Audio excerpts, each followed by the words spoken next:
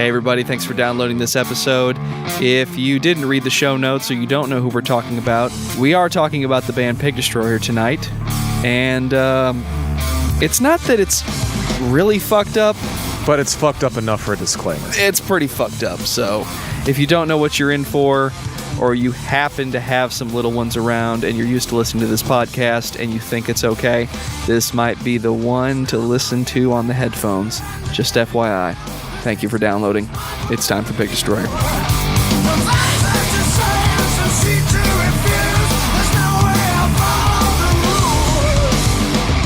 And if you thought Roach Coach was the only podcast featuring a character named Prowler, then you are ready for this episode of Discography Discussion. Yeah, tonight's going to be a little weird. We're talking about Pig Destroyer, aren't we? Pig Destroyer. I am Joe. That is Dan. That is Geoff. He's still conscious, I think. All right, we might have to take an update on him later. So whose bright idea was this? It's not the guy who's asleep, I'll tell you that. That's me. I like Pig Destroyer, and I've liked them for a long time. I was going to say, I like Headaches too. Since at least 2004, 2005, I've been on the Pig Destroyer train. I like Grindcore. Sometimes Grindcore is good. Sometimes Grindcore is bad. Pig Destroyer is an example of what Grindcore should be, I think. Well, I thought that was Napalm Death. Joe, if there has never been anything more appropriately said on this podcast. I've got a few here, Geoff. What can I say? Well, I appreciate you guys sinking down to my level for this episode. See, here's the thing about talking about Pig Destroyer. When you called me up, the first thing I thought of was their 2001 album, Prowler in the Yard, which is the album I have. I love it. It starts off with a song named Jennifer. It definitely proves that you can be totally weird and fucked up and appeal to no one but the obscure, because what the hell are these guys doing most of the time? I don't even want to play it in the beginning of the show. I'm not sure if they even know. I feel like it would spoil some type of surprise. Can you put a clip, Joe, in the show notes? Well, I'm sure we can link to it somewhere on the internet. Are you thinking about the opening thing I'm thinking about? Yeah, well, we're not going to play it on the show because we can't play uninterrupted audio like that without getting copyright lawyers up our ass. So here's the thing. For the next minute and a half, what I need you to do, you the listener, I need you to pause this podcast, look down in the show notes, there's a link. It's a YouTube link. It was the first one I could find to a song called Jennifer by Pig Destroyer. It's 1 minute and 21 seconds long. I need you to listen to that and then come back. We'll wait.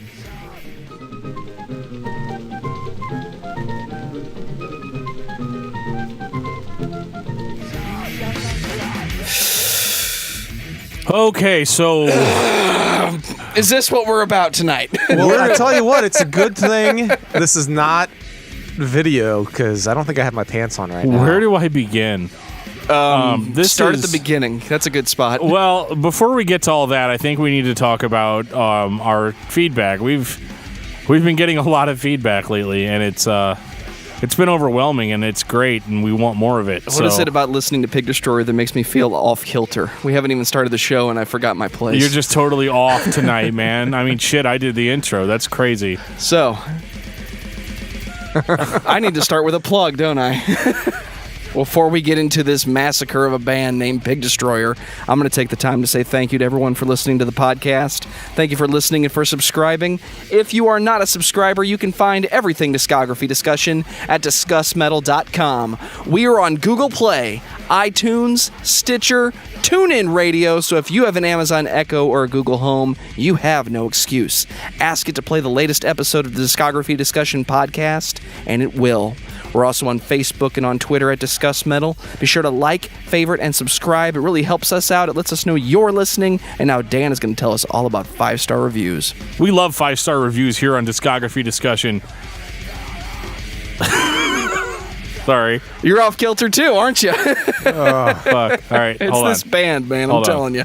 Well, it's very distracting in the background. We love 5-star reviews here on Discography Discussion. It's kind of a way for us to gauge how our listeners view us. So if you think that we're a 5-star rated podcast, give us 5 stars. We would appreciate it. It lets us know that you're listening and that you enjoy what we're doing. If you don't enjoy what we're doing as much, let us know. Leave us whatever kind of review you think we deserve. We also added functionality to our Facebook page. If you'd like to leave us a review there, you can go to facebook.com/discography discussion, and we have the option for you to leave us a review. Preferably 5 stars, but if not, again, just let us know. I had to switch to Cold Chamber just to get through the opening, if you don't mind. That's fine. One of the developments in 2018 was we also became a member of the Amazon Affiliates program. So we leave links for you in our show notes to the music that we talk about, so you can get to it as quickly as possible if you want to buy a copy for yourself. If you want to support the podcast and you already shop on Amazon, that is one of the best ways you can support us. You don't even have to buy what we link to, but if you click that link before you head over to Amazon to make your purchases, we get a little kickback from that. It does not impact the price for you, and we really appreciate your support. All right, so we're going to do listener feedback while listening to the band Cold Chamber do a song called Pig. That just goes to show you how crazy Pig Destroyer is, that we have to switch to Cold Chamber, and that's the chill music we listen to while we're going through this. Shout out to Roach Coach. Cold Chamber heals wounds. Dez. Yeah. We'll get into that later. Yeah. Who wants to start, Dan? I guess I have to, because I've got the list in front of me, and it goes back to episode 24, which was Neurosis with Scott Mellinger. We got a tweet from Lesser of Two Evils. Catching up on your Neurosis chat. Good stuff. I can vouch for the fact that Scott Kelly is a good guy. Initially intimidating, but really nice. I interviewed him a few years back. Keep up the good work. Check out this picture. That is a giant man. Yeah, next to a smaller man. The giant man is Scott Kelly, just so we're on the same page. Yeah, very clear. Yeah, okay. You know what? I thought it was, at first glance, I thought it was Christian Nairn. That's the guy who plays Hodor. Is that because of the trucker hat? No, it's the fact that he's much larger and he's got an awesome beard. In regards to episode 35, and the reason why everybody wants me to read it is because it's Vidyata. So we got Connor. It goes, are they still alive? They've been silent for years. I need to find out what happened to them. I was jamming to Mastodon earlier today, and it got me thinking about what happened. Did some research and came up empty-handed. All social media has been inactive for years with no traces of anything. Went searching on Reddit and found nothing either. To which I said, hey, thanks for listening. Apparently so, but like you, we've been curious as of late. Episode 39, Living Sacrifice. Dan, Facebook? Yeah, so we got a message from DJ. And You want to say that again? Yeah, we got a message from DJ. DJ. And who is DJ? Sacrifice? DJ Sacrifice, the original lead singer / bass player for Living Sacrifice. Sent us a nice little message on Facebook. Is Geoff in trouble? I know. I saw that, and whenever he messaged, I'm like, anybody reply to that but me? I was like, he's going to eat me alive. Jeff's not in trouble. He just sent us a message saying, awesome podcast, guys. Listening to you guys talk about Non-Existent was funny. My vocals have a backstory. They were more of a protest of what was happening at the time in the studio. Always want to re-record that album properly. Anyway, hope all is well with you guys. Keep up the good work. I'll be listening. So that's cool. Very cool. Awesome to hear from DJ. It sounds like I admit I'm speechless on that one. well, he's a good guy, and we really appreciate hearing from you, DJ, and hope to have you on the show sometime soon. In regards to episode 50, Intronaut just came out a couple weeks ago. AC on Twitter. Hooray! Non-metal bands. I guess he's referring to the conversation about whether or not we were going to do some non-metal things in the future. Give me that Offspring. Push, Joe, push. That's what she said. But yeah, don't want to veer too far, of course. I'd take some Ministry, Ailstorm, Static X, and Fear Factory to name a few. I thought Dan was going to snap when Geoff compared Habitual Leviathan. I almost said it. I thought Dan was going to snap when Geoff compared Habitual Levitations to the Contortionist. Well, I do think it... What the hell, Geoff? Habitual Levitations. Go back to sleep. Can we all agree that going forward in this studio, and the new the stuff, album is called Habitual Leviathans?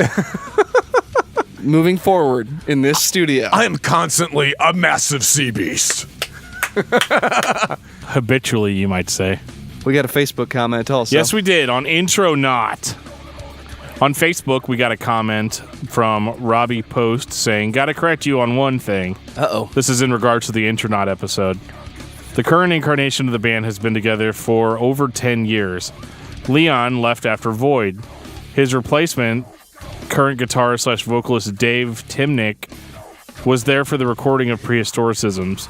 The fact that the sound changed so drastically between that and Valley of Smoke is just Intronaut doing Intronaut things, not due to a guy leaving. That's good to know. That's an our bad. That's the difference between paying attention and coming into it blind. And just wondering. Yeah. He doesn't say it's a whoopsie. Is it time? Pig Destroyer. All right.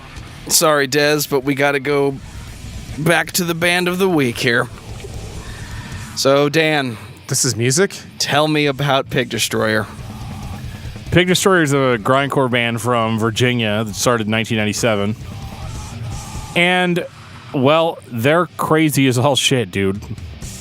I don't really know how to put it into words exactly.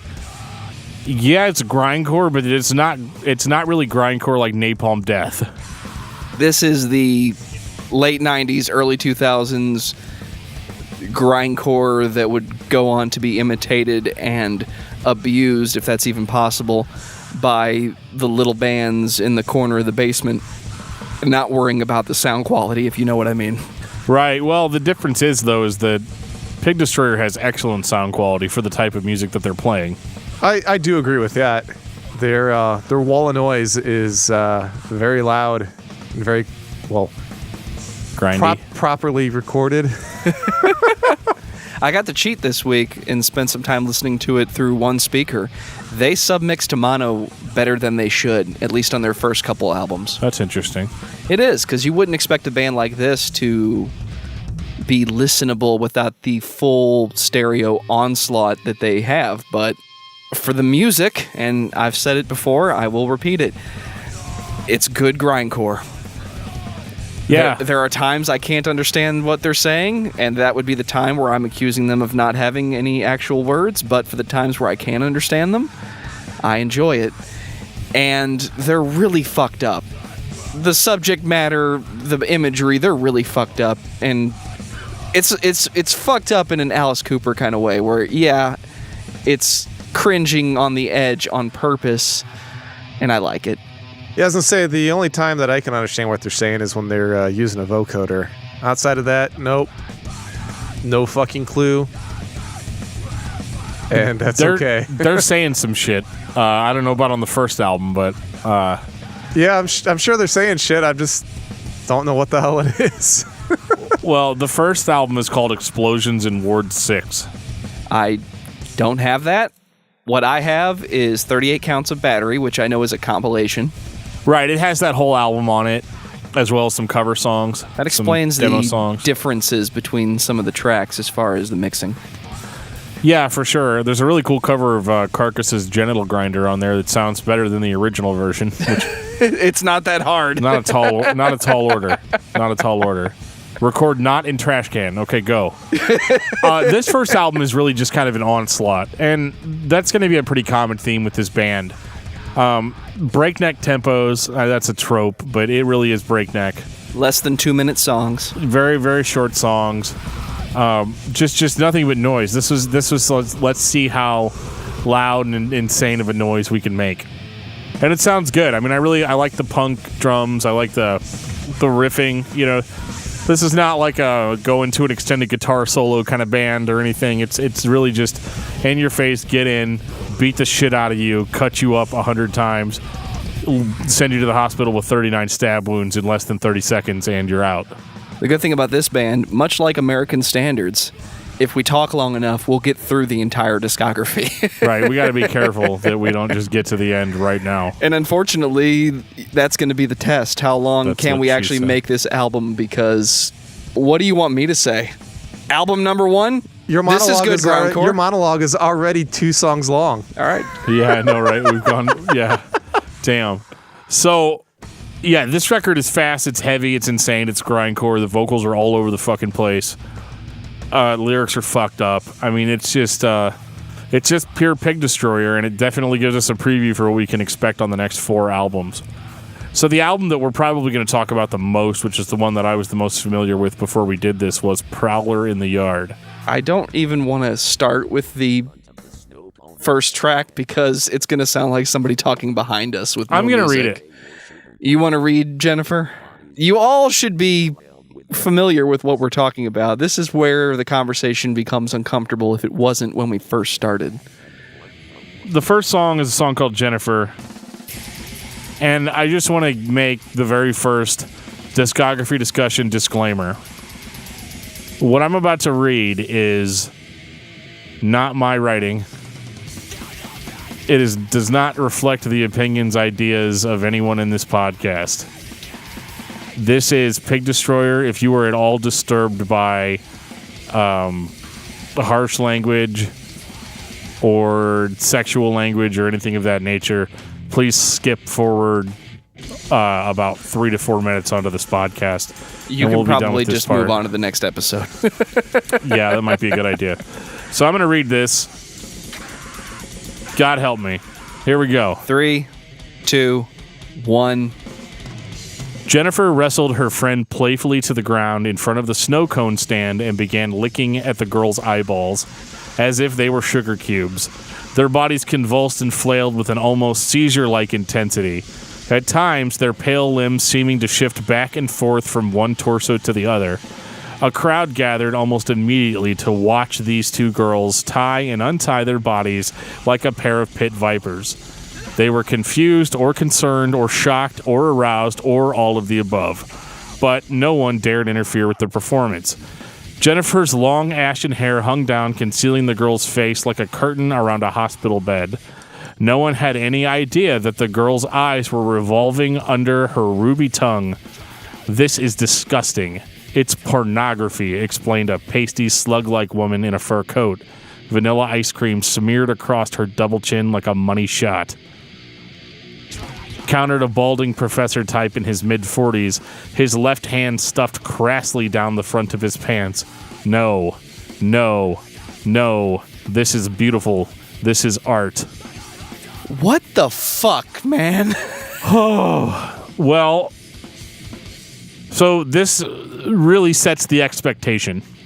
Because what follows is roughly 30 to 35 minutes of devastatingly heavy grindcore. Yeah, I mean, there's no question these guys kick ass. It's just that by when it's all done, is I don't have much of an ass left because they've just kicked it too hard. Every album is a live show in the making. This album is actually a little more tame than everything they did previous as far as the music is concerned. But if you're the kind of person that really listens to a band and you really studied the lyrics, this is what you're in for. Hey, how you doing? And like I said, it's good grindcore. I can understand the lyrics a little more on this one than I can on the last one. The best way I can really describe this album is it's terrifying. Especially if you paid attention to the lyrical content. Now, I'm not going to tell you what these songs are about because I don't know.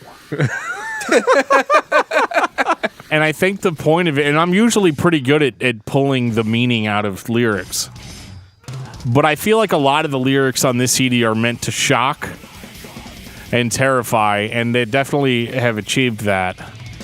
But one of the things that I think is interesting is the idea of Prowler in the Yard, and this idea of the lyrics possibly being written from the point of view of a prowler in the yard.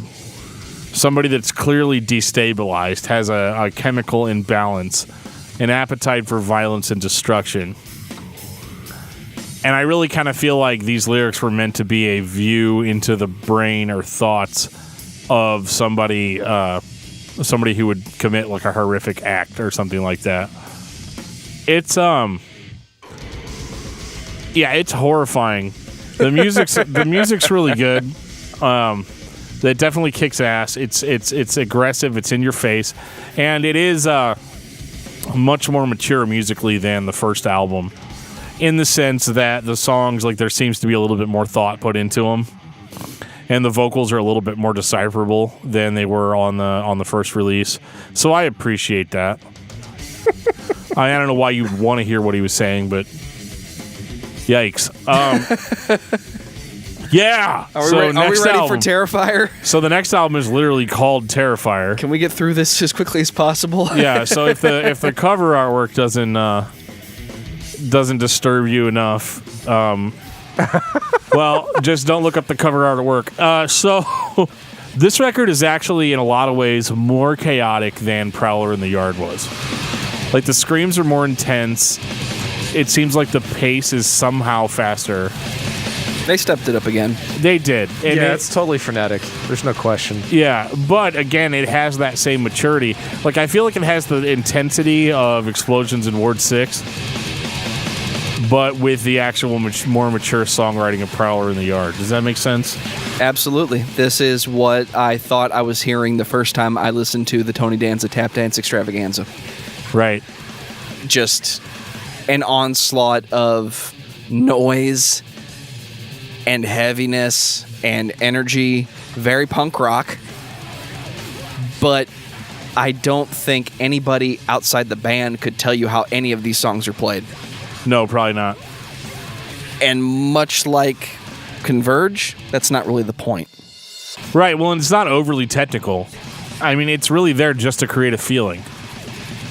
And it does that. It does have its own atmosphere. Albeit it's more like, okay, so you take a band like In Flames or Dark Tranquility, and the atmosphere is like old Norse mythology and, you know, like Valkyries fighting in heaven or some shit, or like flying through space or something positive.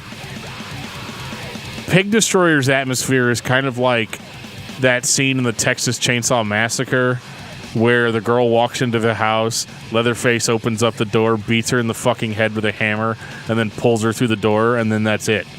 See, I would have said this is more like the dinner scene. We're going to get to the dinner scene. But this actually listening to Pig Destroyer while watching Texas Chainsaw is actually a pretty interesting experience. However, the other bit of atmosphere I would say with this album specifically is the part where they've got humans in the basement hung on the meat hooks.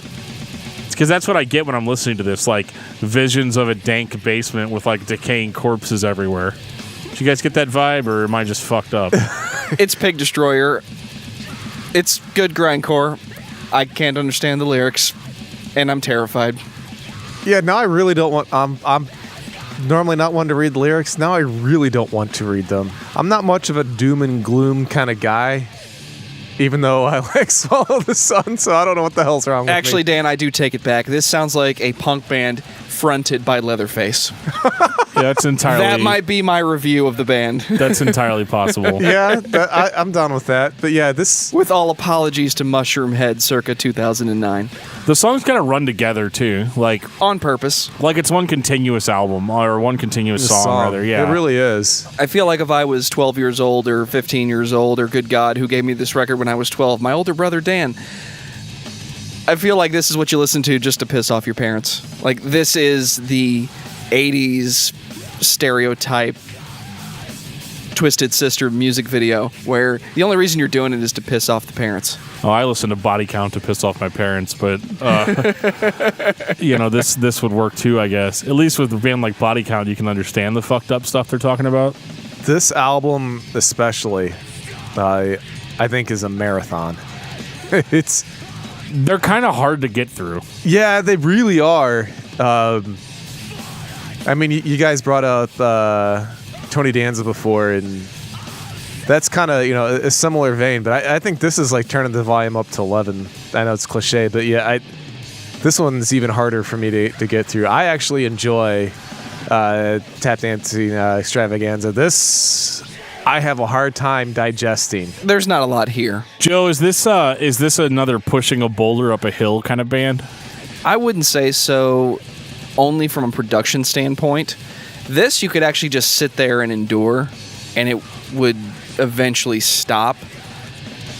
Where Tony Danza is strictly because of how it's produced. It's mixed where it is a pushing the boulder up the hill. This is, okay, well, there's a boulder and there's a hill. I mean, eventually I'm going to give out and my legs are going to get crushed when it rolls back on me. Well, I think if it's not if it's not pushing a boulder up the hill, it's carrying a real fucking heavy rock, and you're not allowed to take a breath the whole way up. This is like working a register at a Walgreens. For 12 hours. I should probably not use a company. So this is like working a register at a retail. No, I'm going to stick with Walgreens. Like a retail pharmacy, photo developing kind of place? Yeah. Okay. This is like working, 8 hours a day or night or overnight because, rotating schedules is impossible. Well, luckily it's more brief than that. But yeah, that's like Joe said, there's not a lot here other than the fact that like if you're like I am and you just want to hear noise, the mission fucking accomplished. This is exactly what it is. When I'm pissed off or I need to do something really difficult that I don't want to do, I'm going right to Pig Destroyer because it's going to give me the energy that I need to get through it. This is like babysitting someone else's 5-year-old. Plural. Yeah, possibly. Like you're afraid to do anything and you're afraid everything is going to break all at the same time and you can't control the situation. We can't talk about kids while we're talking about Pig Destroyer. I'm sorry, man. Yeah. No. So, yeah, so their next album, Phantom Limb. Geoff's happy. We're talking about Phantom Limb. Yeah, this is actually, and it's not even close. This is my favorite This one's album. a little bit more musical. Oh, gee, I wonder why it's my favorite one then. I mean, it's not just noise. I mean, I get that people love noise and that primal emotion that it helps drive, but I like to think that I'm more evolved than that. Dan on the other hand You isn't. can think whatever you want to think, man. It's your freedom. Yeah, it is. But yeah, this. I guess whenever like I'm angry, I need something emotional to connect to other than just a wall of noise in my ear and just to piss me off. I need something to take me off the ledge, not push me over it. This is what Geoff wants to listen to when somebody rings the bell and we've got 8-ounce gloves on. All right, you guys stop boxing when the album stops. Go. Like, yeah, I'm hyped up. I want to do something really fast and get it over with, not just sit here and enjoy it because I don't enjoy it for the reasons that I enjoy other things. I guess I was going to say, like, you sound like you were describing my wife, describing me. Hurry up and get it over with. Okay. No. I thought you meant Phantom Limb, but it's not going to be in the show. So. Oh! That's shit. so funny. Okay. Wow. All right. So, Phantom Limb could be mistaken as a more extreme metalcore kind of album. It sounds a little bit more Converge, a little bit less Carcass. I mean, early Carcass, yeah. Yeah, if that makes sense. Like, no, it does. It's almost like there's a little bit more hardcore in here. Not as much necessarily grindcore. It is still fast, but like even the drumming I've noticed is a little different on this. It's a little choppier on this record. Yeah, I do like that. It's chunky. Yeah, we'll just put it this way. If I was a flat earther, this one would be on the earth. The previous releases would have like been over the edge. Just I can't fathom and contain it. It just everybody's got their own cup of tea because I know there's all kinds of shit that I listen to that people look at me like you even consider that metal, and I'm like I understand. Yeah, we talk. I know we get it. Yeah, everybody's got their niche, and this is just as hard as I try. It just collectively, this band is just not my thing. Well, let's talk about the positives. There's a couple here, and I know that's stretching it, but we got 2 albums to go. Good God. Isn't it awesome in 2007 when this came out to listen to a record that sounds like a thrash record from the 80s? Just the way the guitars are mixed and the way the drums are a little bit thin. Yeah, I mean, I've sped up my old thrash cassette tapes before, but I definitely hear the thrash riffs played 3 times as fast. Absolutely. I think the grindcore shows up from time to time, but for the most part, this record is kind of like... In no way am I saying that this is, quote, the soft one. No, it's subdued. Comparatively speaking, it's absolutely subdued. I think this is a good gateway. If you're gonna start listening to Pig Destroyer and you want to ease your way in, this is where you start. See, I would have said, listen to Prowler in the Yard. Are you still with me? Okay, here's the rest of them. Yeah, well, that's not getting your feet wet. That's dropping you in a vat of acid. Well, that's what you guys fucking did to me.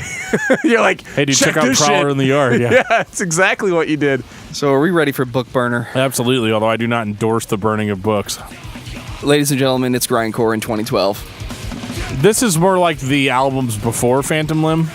Like they were pissed off that, Phantom Limb came out or something. I don't know. It's heavier, though. Way heavier.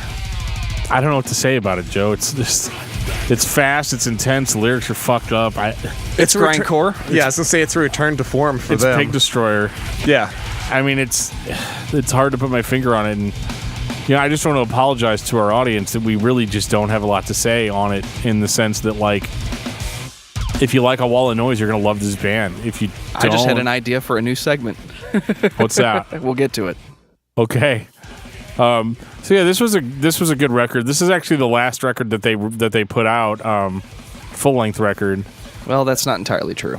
Well, Painter of Dead Girls is a compilation album of demos, so they are currently working on a new album. Yeah. So I guess this is the most up to date. What do you guys think? You think this is just going to sound like this? Yeah, actually, It'll sound like this in 2019. Actually, I'll go out on a limb and say it sounds like the Tony Danza Tap Dance Extravaganza, just because they're turning up their quality as they go, but the songs are the same. I'm actually interested. I didn't have the deluxe edition of Book Burner, and now I want to check it out. There's some Black Flag, Misfit, Minor Threat cover on here. Dude, Betray, what a great song. Seems pretty fitting. Yeah, well, I like Minor Threat, so so you want to hear it sang by Pig Destroyer? I'm very curious. Is that what you want? Is that really what you want? It's a morbid curiosity.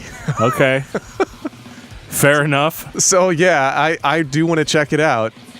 So because I like all three of those bands. Well, and the Circle Jerks, although I think that's Deny Everything. That's only a few seconds long. What's the impression you guys came away with on Pig Destroyer? Well, I think part of my problem was my emotional state this week. Just had some crazy shit go down. And I think it was just an overload for me. I think if it had just been a normal week, because I'm a big hardcore punk fan, so this should have been right up my alley. Just weren't feeling it this week. And I just wasn't feeling it this week. I have a feeling that maybe, because every once in a while we've talked about, going back and revisiting bands. Maybe we will do that whenever they have the new release come out.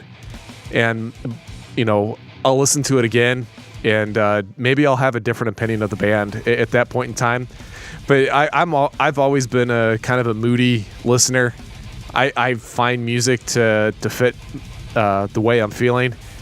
And this just didn't work this week for me. That's all that it was, I think, more than anything else. But yeah, it's a crazy wall of noise. I think more than anything else, I really dug the I like the drums, especially on Phantom Limb. Really, really, really dig it. Here, Geoff, do you feel better now? Bioactive, yeah, that's one of their older ones. If you go to Revive My Wounds, then I'm in business. But yeah, I can listen to Cybreed. Cybreed's one of the few bands, doesn't matter what mood I'm in, I love them. Well, somehow we've been talking for the past 35 minutes about a band called Pig Destroyer, so fantastic. I'm going to count that as Geoff's final thoughts and say what I came away this week, Dan, was there is good grindcore. I'm very critical of grindcore and noisecore and bands that otherwise have no structure and what seemingly have no thought put into them. Well, they have structure. It's not uneven structure. Oh, there we go. Nice plug. And this is an example of a band that I could actually enjoy listening to when I want to listen to something that is all about energy. Because I don't think listening to the band is about the substance. It's about the onslaught. It's about the energy. Yeah, for me, it was just about the feeling, and like, I'm a junkie for that heaviness. I listen to a lot of bands, like a lot of screamo bands, like Page 99 and City Caterpillar and like Jerome's Dream and stuff like that. And like, those bands do a very similar thing to what Pig Destroyer's doing, but they're like a lot more emotional. But like Pig Destroyer, it's really all just like they've just removed the emotion from the equation. So there's no. It's emotionless. It's devoid. It's fucked up. It's off kilter. It's inhuman, and that's why I like it. So, what was your album of the week, Dan? Oh, my album of the week. Shit. Let's go with Document 8 by Page 99. Geoff, what about you? Well, since we, at the beginning of the show, talked about maybe doing some other bands that are not metal, my band of the week and album of the week is Sweet Oblivion by Screaming Trees. It's fantastic. For me, I want to punish the audience. I had to listen to Pig Destroyer this week, so you do too. Prowler in the Yard. Stay tuned at the end of the episode, and I'll read Jennifer Part 2. Can I go home after that? You are home. You are home. Oh, no. Oh, I will say one thing. You want to hear the structure? Just listen to them at half speed. Actually, that'd probably be creepy as fuck. Like, listening to them backwards at like half speed, I bet you that's pretty cool. Take it back to the 80s cheesy horror flicks like The Gate. Man, I love that movie. So I don't need an excuse to play As the Fall Breaks again, but we got a care package this week, Dan.